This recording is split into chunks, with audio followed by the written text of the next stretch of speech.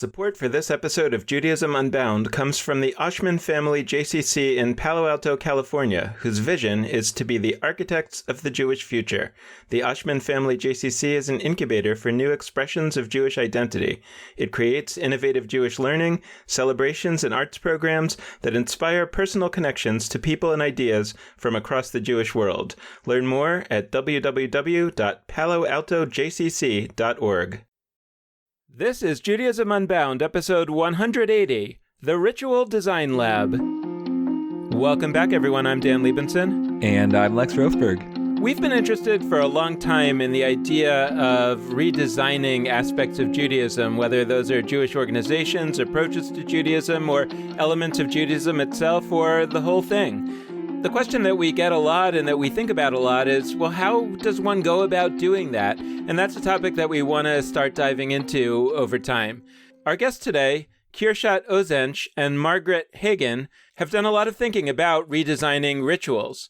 Kursat Ozenc is a senior user experience designer at SAP Labs in Palo Alto, California. He teaches interaction and service design at Stanford University's Institute of Design, also known as the D School, where he also leads workshops on ritual design for personal and group relationships, organizational change, and civic design.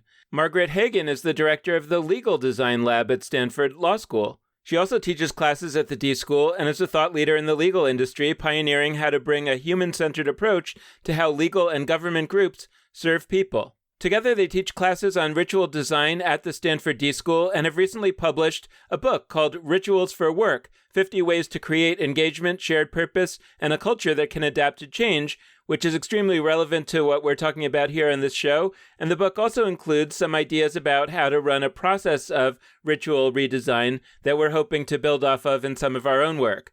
So let's dive into this fascinating subject that I think is going to open a lot of avenues for future conversations. Kursat Ozenc, Margaret Hagan, welcome to Judaism Unbound. It's so great to have you. Yes, thanks. Thank you. Thanks so much. To just get started, could you help us start by understanding what you mean exactly when you talk about ritual? So rituals are actions that we do intentionally. They are usually involving a symbol, the symbolism that people can invest meaning and they can create meaning out of it. And they follow a script usually. I think those are some of the ingredients we find in rituals. Typically, when we think about ritual in the first place, we think about big, grand ones, whether those associated with religion or our country or maybe even big sports events. We're interested in a wider spectrum of types of activity that carry meaning and value for people. So everything from small coffee rituals, which we hear a lot about these days, and family rituals, dinner rituals, kind of more everyday pedestrian things that we do that follow a certain pattern and that give us some of that kind of special moment or meaning payoff. So can you tell us a little bit about the history of how the Ritual Design Lab got started at the Stanford School of Design? Sure, yeah. Actually, it started even earlier. So I was studying transitions, how people transition and how can we help as designers when you graduate from school, when you become a new parent, when you become a new professor. Like how do you adjust to your new role, new environment, new routines? And what came up from that research is that rituals help people navigate change. They help people to almost they are like the strategies for people to adapt to their new environments and roles. And that was the big insight from my research. And then when I moved to the Bay Area, one of the things that I wanted to follow up was this core insight, like, how can we help people in their everyday lives to come up better strategies dealing with change. So Margaret at the time was doing a fellowship at the Stanford Institute of Design. And then we had this idea, what if we propose a class around rituals and help people to design their own rituals? We got a huge interest from the Stanford community, Stanford students. And it was really our engine that we decided to do more of these kind of classes.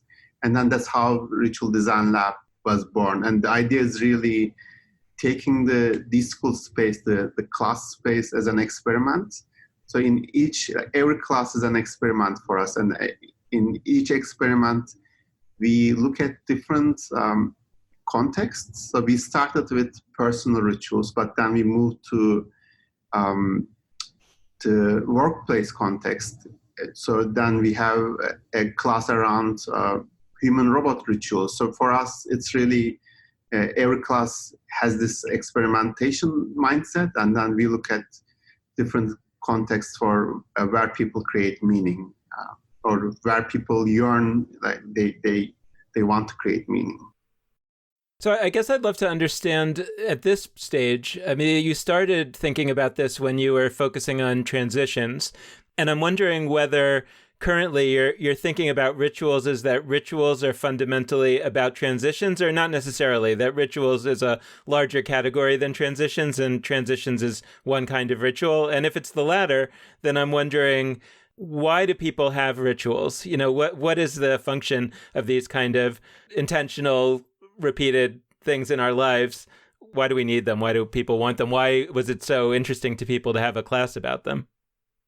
Yeah, I would say that when we think about rituals and transitions, we have all of these transitions in our lives. The big ones, we have photographs of them, we put them in our life albums, whether it's weddings, graduations, birth of a child, these big, big life changes. And we know that rituals can help us create stories that help us make sense of who we are now and what's happening.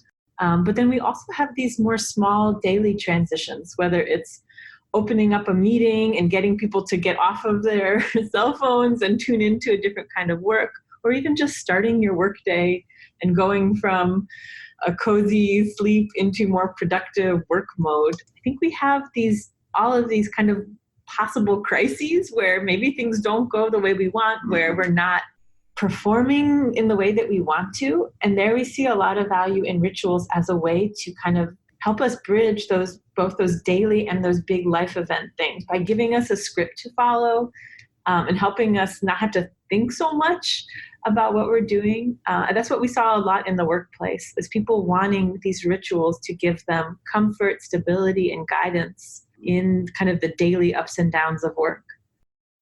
Another thing that we heard from our work is that when there's when you are in a new situation, there's this a lack of control, or you don't know this ambiguity that's happening in this new situation or new role.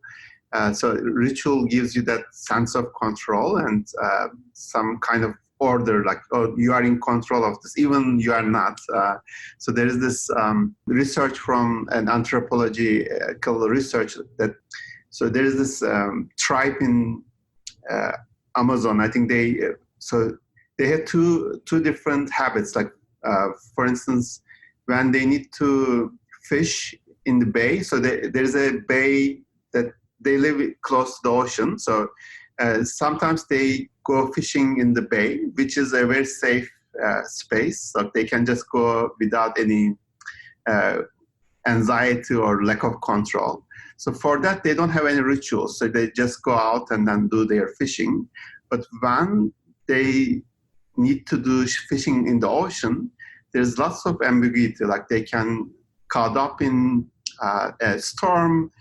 They might not come back ever. Like, there's that kind of anxiety and fear.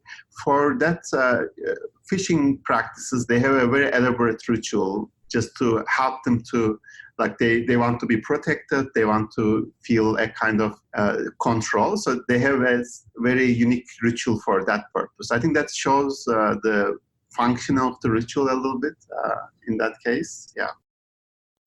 I'm really digging the origins being around transitions. I didn't realize that, but I'm super into that. And so I'm into it for a variety of reasons. Some of them are like deeply anchored in my own connection to Judaism, because like there's an interesting thing where the traditional prayer that separates different parts of the service, that moves the transitions one moment of the service to the next part, is called Kaddish.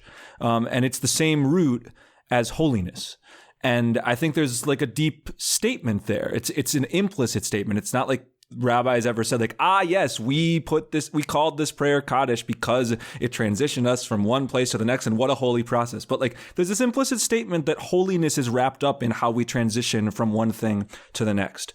And I'm also thinking about the weekly ceremony of Havdalah, of the separation of the transition from Shabbat, from that special time of the week into the rest of the week, which for me has always been like, maybe if I had to make a greatest hits list of like the best Jewish rituals, I might put that one towards the top. It incorporates a lot of different senses.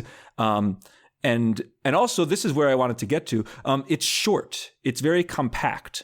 And I wanted to ask you, because I saw in prepping that you've looked at this. You've looked at how, on a sort of an efficacy kind of basis, there's a real benefit to rituals being compact, being sort of short. But I was curious, both about that in particular, like, why is it that rituals seem to work best when they're short? But also more generally, like, when you explore ritual, what are some of the shoulds? Like, what are some of the ways that rituals do and don't work best?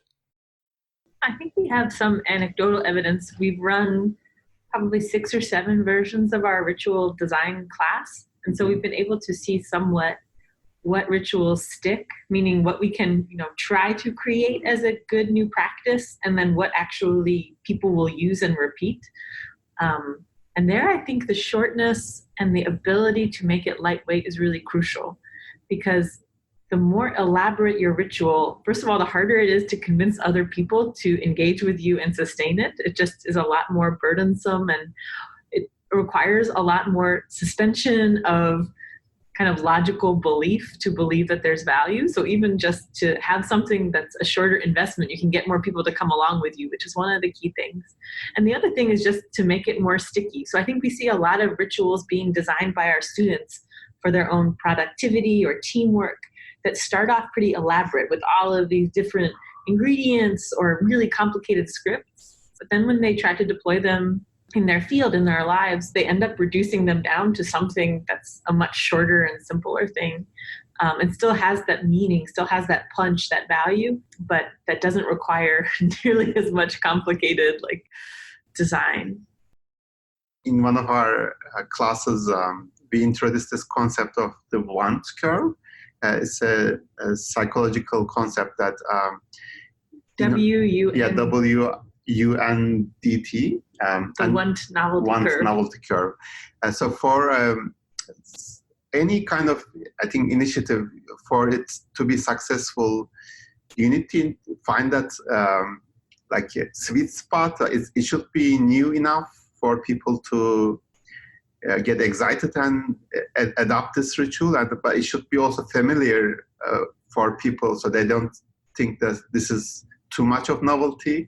I think that's one of the things that makes good rituals stick. So they have that, people find rituals familiar enough, but they also have, there is this kind of novelty or a magical element to it that people invest in this new ritual. And to go back to your the other question around, what makes a good ritual, we identified a couple of them. One of them is je ne sais quoi. I think that's a French concept that it has this unexplainable quality to it. So there's this magical quality that you cannot logically explain, but people feel it. I think that's one.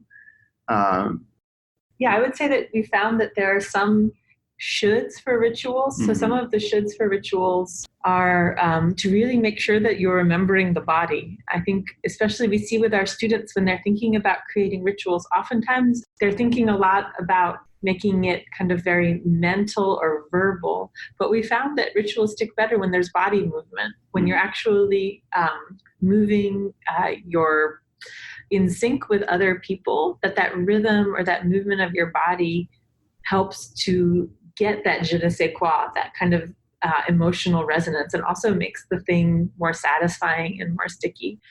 I think a lot of rituals start out in the design phase as kind of really intellectual exercises, but the key is to make it more of this physical movement, but that has that mental value, meaning attached to it. So I'd love to understand more deeply in a little while what that design process looks like. But I want to ask you something about what both of you were just talking about in different ways, which is that, and I'm thinking particularly, Kursat, about how you were talking about the sense of familiarity that people are looking for. Like, it shouldn't be too unfamiliar. And I'm sort of wondering what you've experienced in terms of at least observing the rituals that people have been creating and whether things resonate.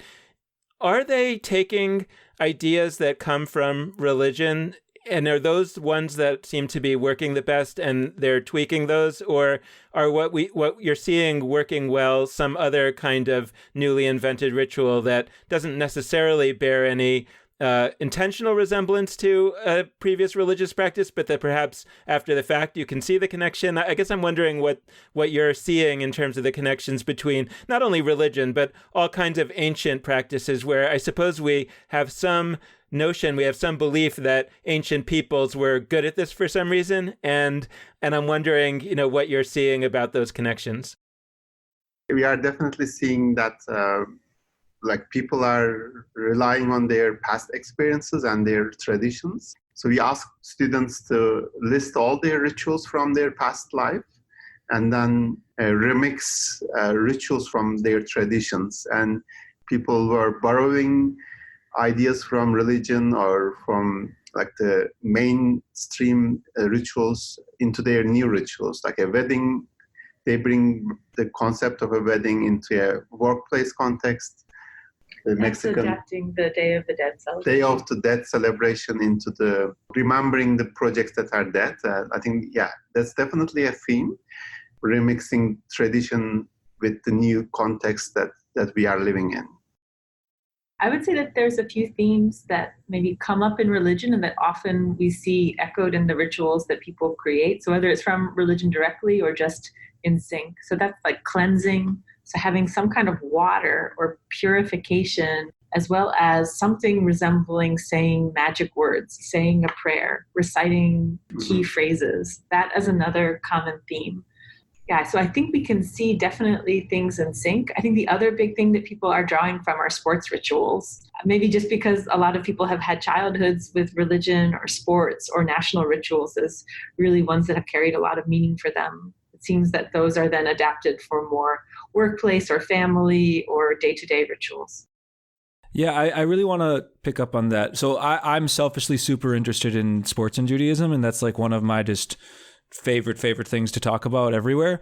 So first, let's bracket a couple sections of this. One, you've alluded to this multiple times thus far. I had a victory moment earlier. I forget which one of you this was, but you were talking about the realms of ritual, and you were like, people generally think about the realms of, say, religion and maybe, I think you said national and also sports. And that was a victory moment because sports, I don't think is always in that first category of where people naturally think when the word ritual comes up. When I go and talk about this stuff, I find that for a lot of people, it's really just the religious, and then getting them to the idea of civil religion with national ideas and getting to the idea of sports as religion, which is my whole thing. I really do think, I go far enough as to say that sports fandom is religion, not just that it resembles religion.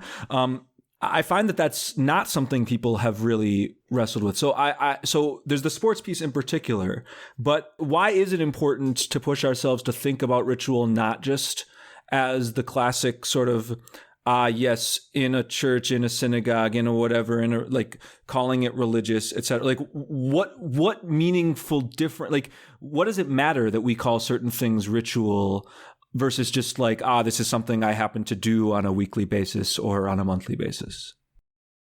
First, I'll totally agree with the sports and religion intertwined. I grew up in a Pittsburgh Steelers house. The priest and Sunday Mass would make a huge comment if Notre Dame had won or lost, or the same with the Steelers. So we knew how important all of that. We prayed in front of the television station at the last minute of every game. It's all intertwined. So that being said, when you're in a situation where rituals are defined by big institutions, and those big institutions are the one carrying them forward and giving you that order, giving you that stability, all those other wonderful things that rituals can bring to you, if your relationship with that institution falters, as we've seen many people Catholic Church, I was just back in Pittsburgh, and many of the Catholic churches are closing down and combining. There's so many fewer people are going to Sunday Mass. So as this distrust of institutions grows up, it means that community where you're practicing rituals together is floundering, and people are increasingly looking for other ways to still have that kind of resonance, that connection to community. So I think a lot of the interest comes from how we can be more creative and be more intentional, so that we're not just inheriting rituals from big institutions, but that we're able to respond and create, whether it's within these big institutions or to create your own when you've become disillusioned with these big institutions.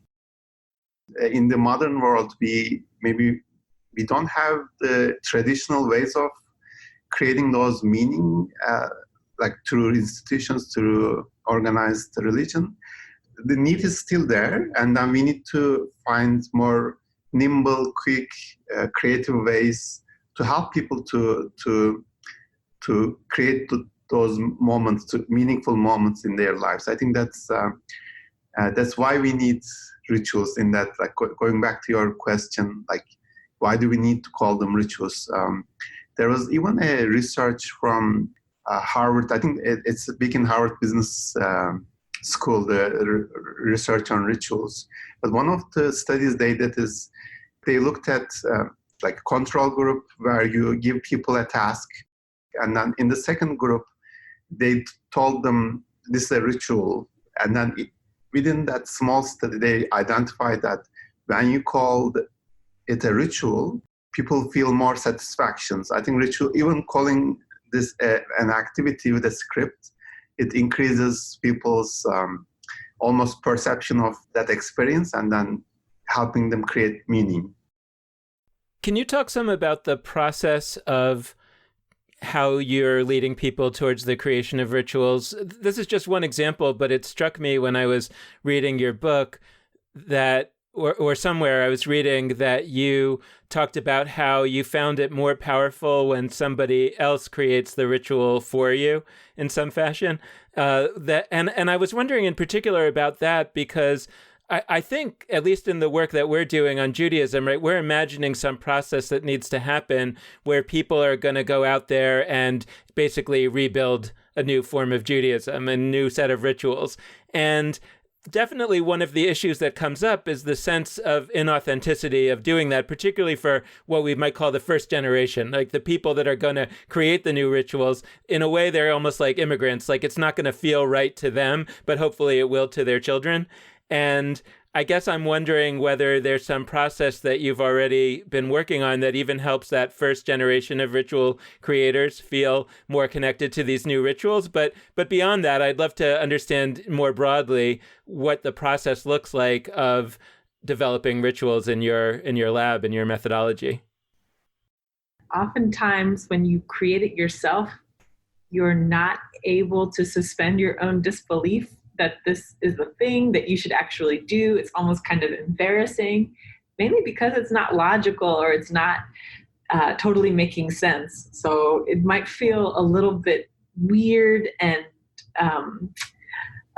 funny to kind of announce, like, I'm doing this new ritual. I just created it and now it has meaning. Feels like you're a little bit putting on a show, and that people might think that you're silly or stupid for suspending your logical, analytical brain to believe that this thing might have power. So I think what we do in our design process is that we use the power of improv and getting people together in small groups and creating a little bit of a playful environment where we're encouraging people to be in a kind of judgment-free zone, to be having fun, eating together, kind of setting up a social environment where people are trusting and relaxed, and then ask them to do really short sprints about, all right, you have 2 minutes to create a new welcome ritual. Here are some props, like a bottle of water and a ribbon and some markers and pipe cleaners. What can you do in 2 minutes to create a way to make other people feel welcome? And there's something about doing it with people in a really short time constraint and having to kind of be on your feet and be silly, where people open up and start to suspend that critical disbelief a little bit and create something. And then if they have to repeat it once, twice, 3 times and kind of perform that ritual with all different folks around the group, it starts to become a thing. It starts to become something where they don't feel so self-conscious about performing it. And I think it's that group creation where you're not making it by yourself and then doubting whether anyone would ever go along with it. And also that kind of quick improv type of spirit of just going with the flow and seeing what works and changing things on the fly if it's too awkward or weird or people don't respond to it. The other thing, like you mentioned, is to have someone else design the ritual for you. When we're having people design rituals for themselves, they tended to be really transactional. Like one person was trying to design a new commuting ritual for himself. And he ended up kind of just creating a to-do list for himself, like making a list and saying, all right, now I will read 5 articles on New York Times. And now I will look out the window and gaze longingly and think about big things. So trying to basically make a recipe for good behavior. But if you have someone else who can kind of listen to what you want to accomplish, what you care about, what other rituals resonate with you, they can make something a little bit more funny, magical, that je ne sais quoi factor, and deliver it to you. And then you kind of go along with it more. But it's really hard to do that for yourself, you found. Yeah, another point is that when you are designing for yourself, it's really hard to see yourself from a distance. I think that reflection, people might not have that skill set, but if you are listening to the other person and then deriving like insights from that conversation. So we use that a lot, like when you hear that person's needs and go deeper with what they really value in life. I think maybe the person might not see that when they are just thinking about themselves. So designing for someone else, you have that healthy relationship. As designers, we have a tendency to move to the practical and functional or like more transactional. But in the ritual, that might not work. So I think over time, we tweak our process, look at like improvisation was a great addition. Like how do we create an environment that people just don't think about creating a routine? I think maybe that's another, like not coming up another practical solution, but go beyond the obvious and the practical towards something more magical or irrational. So I want to ask you just about the design process. 2 things that I think relate to some of what we're interested in. One, I'm picking up, Margaret, on what you were talking about in terms of the designing for yourself in the sense that it feels silly or that it feels weird. And I'm wondering if there's a particular kind of person for whom that's actually not a problem. Like I tend to call those people, in quotes, artists. That there are certain people who are like, yeah, that's fine. I like doing that. And I'm wondering, for example, if there's a certain kind of person that we ought to find in the world and give a prominent role in this process, because there are some people who are just really good at it and won't suffer from that problem that it feels inauthentic to design it for themselves, and certainly not for others. So that's question number 1. And question number 2, which is related to that, is whether we're talking about actual quote artists or just people that we think could be a little more adventurous. One of the challenges that I find a lot in talking to people about what's fundamentally redesigning, right? Taking a set of rituals or a set of practices that already exist and saying, yeah, but we can redesign them, is that people say, but I don't know enough. I feel not confident in my understanding. And I think that what I've likened that to is that in a sense, this old stuff is the material that people are going to be designing. So it's like, I don't know enough about clay, so how could I sculpt something, right? And I suppose there's some amount that you need to help people understand how to work with the material, but there's also a sense where you know enough and you can start to play and you'll learn as you go. And I'm curious if you could just share some of your insights about both of those questions for our listeners. I would definitely say there are some students we see and other folks we've observed and worked with who just have this innate confidence in creating rituals and creating new types of experience and moments. I'm thinking especially of one designer in New York City called Lillian Tong, where she was doing a master's degree in design and had focused in on rituals as a way to deal with emotions at work. So whether it's feeling depressed, sad, lazy, procrastinating, or happy, joyous, whatever, how we could use new types of rituals or interactions to deal with these emotions during the workplace. And she ended up having a project where she was at a co-working startup place, and she was basically a ritual instigator where she would watch the practices and where people were having high or low emotions. And she would come up with these amazing, inventive, but also short and compact little interventions, whether it was something on the banister of the stairway or where different co-working desks met and people's eye contact could meet. She was really playful in observing how meetings went, how people got stressed, when people were happy or not, and then putting these new practices into the environment. So you don't have to be a designer or someone official to actually do that. And that's one of the cool things about rituals is that usually it's very low cost. It's not about building expensive, new, complicated technology or changing the rules or functions of the system.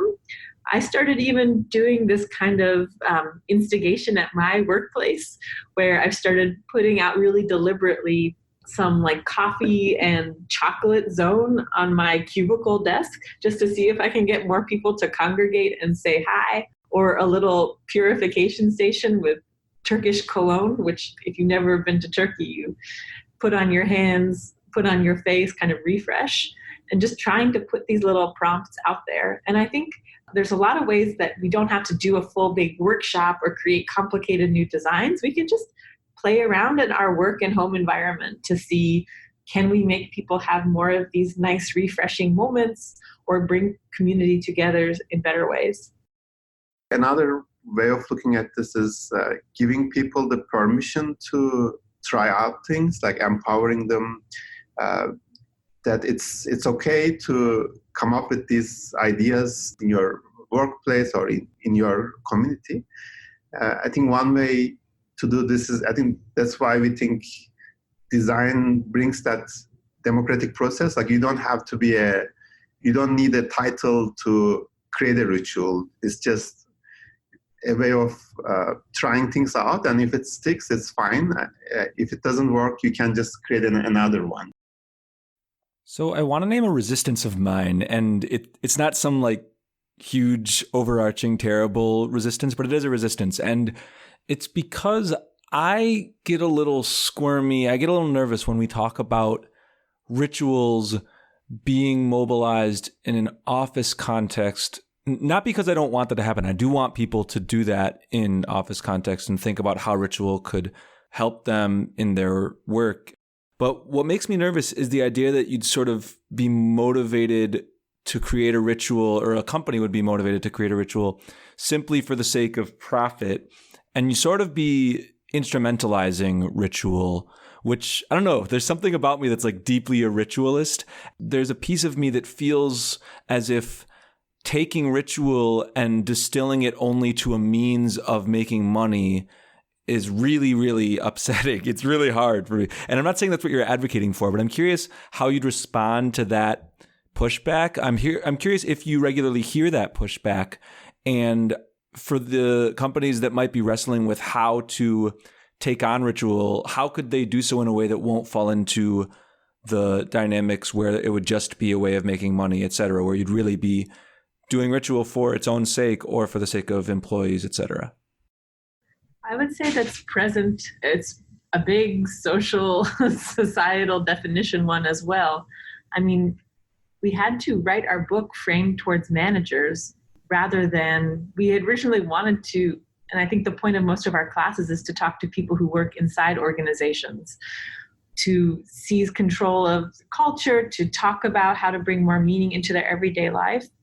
But there's a whole other world of management and bringing the best out of your workers, however you want to define that, whether it is in a very altruistic way of just making sure that people are treated holistically, that they have meaning and value and respect, or in a more cynical way of creating community in order that you can retain talent longer, that you can get the most productivity out of people, that you can get more goodwill, that you can then possibly exploit. Like, welcome to our capitalist system. I think a lot of managers have to juggle both of those things. I think we see a lot of interest from managers, yes, who are interested in more efficiency and more productivity, but mixed in with a healthy dose of that community building spirit. So I'm not too cynical about that. I do believe that there can be a win-win of both making, more productive meetings where better ideas are produced and more profit can be made. But hopefully that it's done in a way that helps people feel valued, not isolated, that they're connected. Yeah.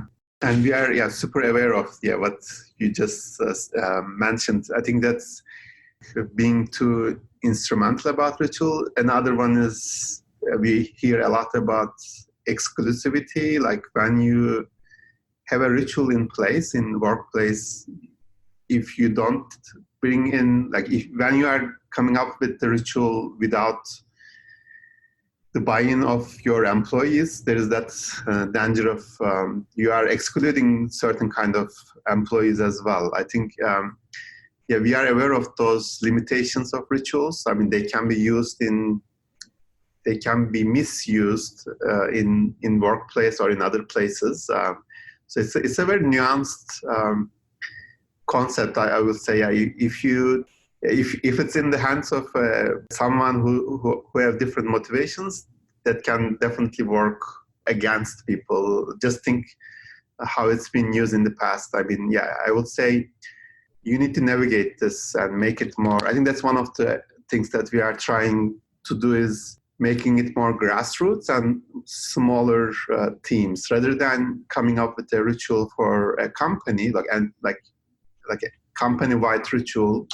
Go more towards the smaller teams, like a team level rituals that are organic and have buy-in from the entire team. It's not being pushed from top down, but there's that kind of participatory design that people invest in this together, not just manager told them to do. Can you give us some examples of rituals that either you designed or that your students have designed that you think were particularly successful or particularly poignant? Sure. So one of the rituals that our students came up is called Crash the Desk. The idea is that when a new employee joins a team, there's usually this opportunity moment that the team can manifest their values to this newcomer. So with that purpose in mind, I think the students designed this Crash the Desk idea, a ritual. And it's basically, the idea is when a new person joins, they have a desk, the designated desk, and then everyone in the team brings a memorabilia from their own life, so something that they value, and then secretly put them on the desk when the person is away. And when the person comes back and then sees all these different personal objects, his task is really identify which object belongs to whom. It's like a treasure hunt of these objects and then people, and goes to all her team members and then asks them about, is this you? And then it's really an icebreaker for that team to for that person to know more about their teammates. And then I think this has been practiced in the team that the students designed for. So that's one example. Another one was a smaller one. It was, so after a big hackathon, in this company's case, where it's kind of a special moment, everyone's away from their desk for a week, everyone's doing interesting stuff, kind of a high moment during the workplace's year. Everyone has kind of this special energy during that hackathon week. And the goal of the ritual was to keep that energy alive after people went back to their day-to-day work. So the team designed a little secret dance move that basically anyone could do, and then another person would have to respond to. But something that would kind of signal, like, okay, we're keeping that spirit alive. Even if we're in the mundane and the boring, like just a little secret dance move that if you do it, someone else will do it back to you, and you kind of come up for air and remember that good time that you had several months back.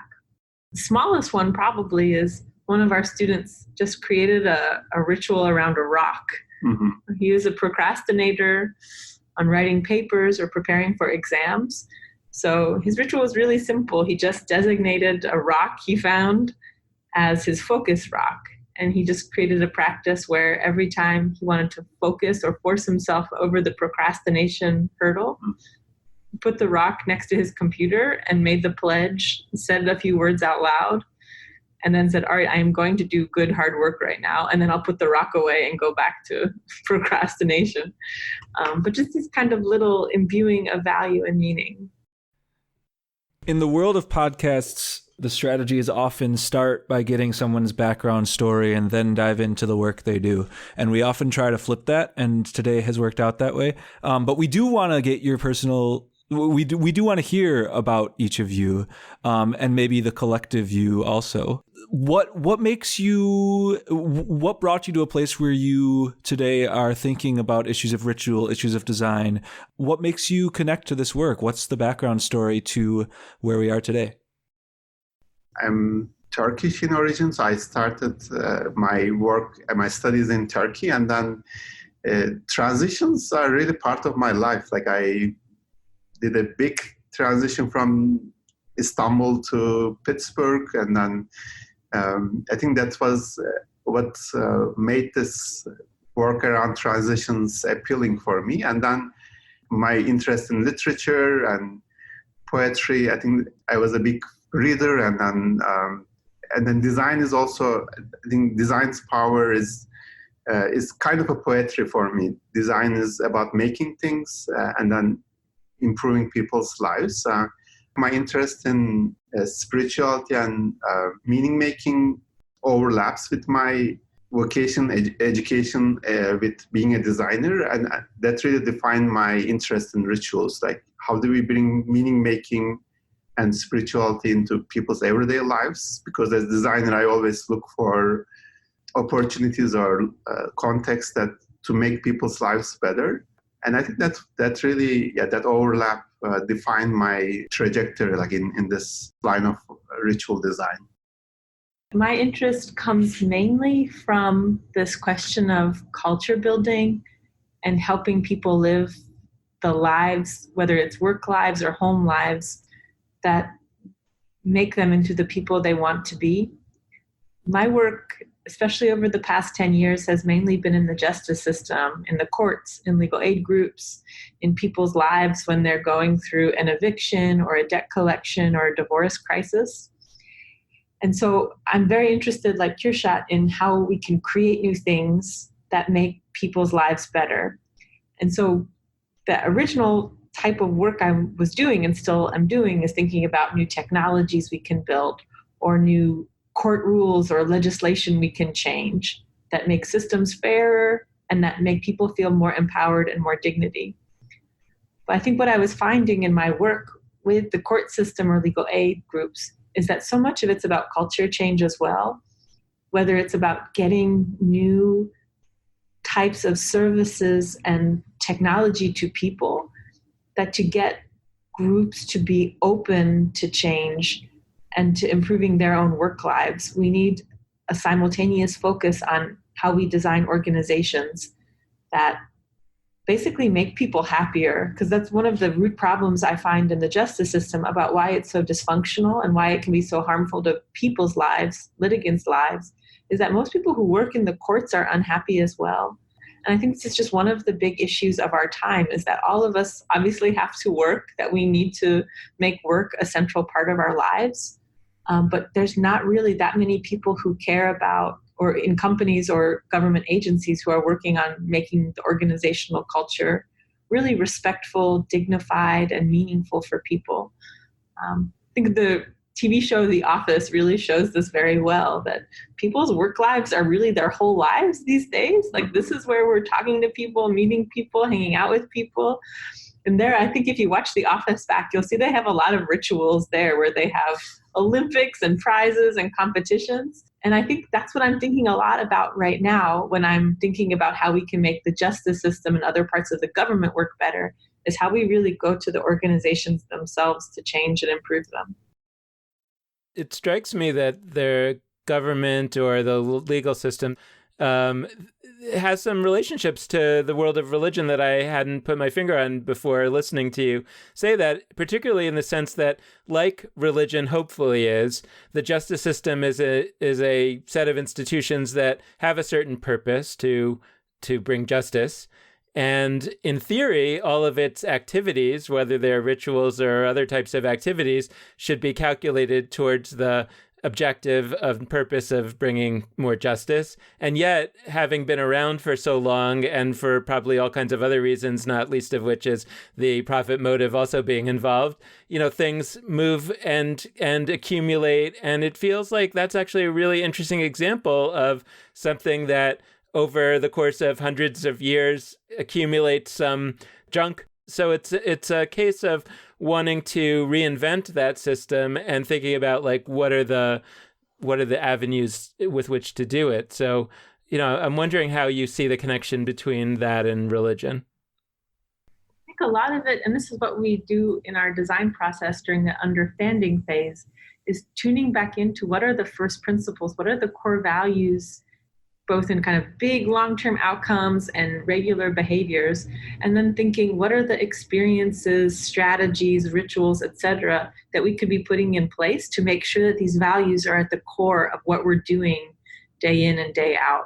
So oftentimes that's what I'm working on in the justice system, is that slow culture change of being people-centered and anti-poverty, and kind of reminding folks who I think all have a good intention in working in this big system, what the key things to be caring about are, and then how to put those into practice, how to recraft what work looks like day to day, what technology is offered, what services are offered, back to those first principles of dignity, respect, helping people through the worst parts of their life, getting kicked out of their house or getting divorced, etc.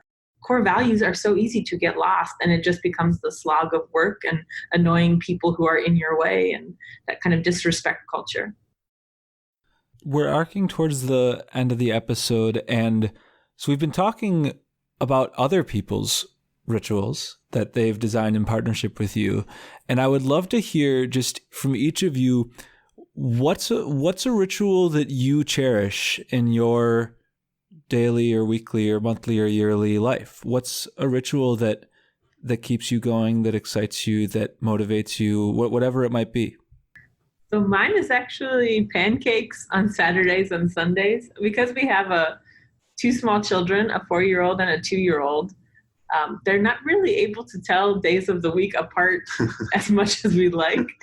So we found that having designated pancake days where we put it on the calendar with round little pancakes and the countdown to pancake day, but even just the act of making the same recipe every week, and sometimes we switch it up, more crepey pancakes or more fluffy pancakes, but that same act of knowing, like, all right, Saturday morning, turn on NPR, get the newspaper, brew a cup of coffee, and with the little kids making pancakes together. I almost hope that it will stick with the kids, that they'll remember those smells, they'll remember that food, it'll be this anchor point. Because it is for me. I mean, I really look forward both to the actual pancakes, but to that activity of making it and eating it and having that little stability thing in our lives. That's really, it seems small and kind of cheesy, but it's become a nice rock of a ritual for me. Yeah, I have a personal ritual. Before a meeting or like a presentation, I usually do a power pose, like boosting your confidence. You do the power pose, and then I combine that with a small prayer. So it's both scientific and spiritual. So and I think I find it useful. Yeah, it helps me to create a mindset before, like the right mindset before a meeting or a presentation. I love both of those. And I'll say that Margaret you're in good company. We had Randy Zuckerberg on the show a long while back, and we had this fascinating conversation about how she, with her family, on Saturday, for Shabbat for her, on Saturday for her family, not both Saturday and Sunday, but they have like a day where the kids can have like whatever food they want. During the week, it's, they're really only having pretty healthy foods, and then it's, candy and snacks and etc. on Saturday as a way of distinguishing it. So I think the pancake, there's like a movement of our guests that should gel. And I guess she's not that far away from you out on the West Coast. But thank you both so much for joining us. This has been an absolutely fantastic conversation. And, we didn't talk so much directly about all the Jewish questions that we always do, but it's so clear to me that there's about 150 ways that this is going to play into our future conversations. Thank you. Thank you so much. Yeah, thank you. And thanks, of course, also to all of you out there listening. We hope you've enjoyed this episode, and we hope that you'll tune in again in the future. We want to close out this episode in the same way that we always do, by encouraging you to be in touch with us, and there are a wide variety of ways for you to do that. First, you can head to our Facebook page, Judaism Unbound. Second, you can go to our Twitter feed at Judaism Unbound. Third, you can go to our website, JudaismUnbound.com. And last but not least, you can hit us up via email at dan@JudaismUnbound.com or lex@JudaismUnbound.com. The last request we like to make is that you can always support us with a financial donation on either a monthly recurring basis or on a one-time gift basis. And you can do that at JudaismUnbound.com/donate. So thanks so much for listening. And with that, this has been Judaism Unbound.